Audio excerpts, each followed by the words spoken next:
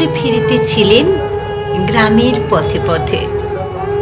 তুমি তখন চলেছিলে তোমার স্বর্ণরথে। অপূর্ব এক স্বপ্ন সম লাগতেছিল চোখে মম। কি বিচিত্র শোভা তোমার, কি বিচিত্র সাজ। আমি মনে ভাবতেছিলাম, এ কোন মহারাজ?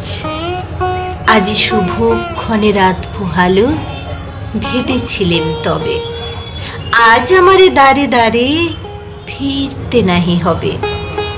বাহির হতে নাহি হতে কাহার দেখা পেলেম পথে, চলিতে রথ ধনু ধান্য ছড়াবে দুই ধারে। মুঠা মুঠা কুড়িয়ে নেব নেব ভারে ভারে। দেখি সহসারও থেমে গেল আমার কাছে এসে। আমার মুখপানে চেয়ে নামলে তুমি হেসে।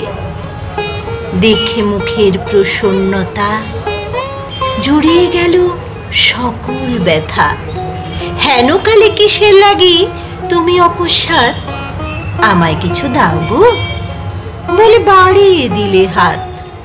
মুড়ি, এ কি কথা রাজা ধীরাজ, আমায় দাও গো কিছু?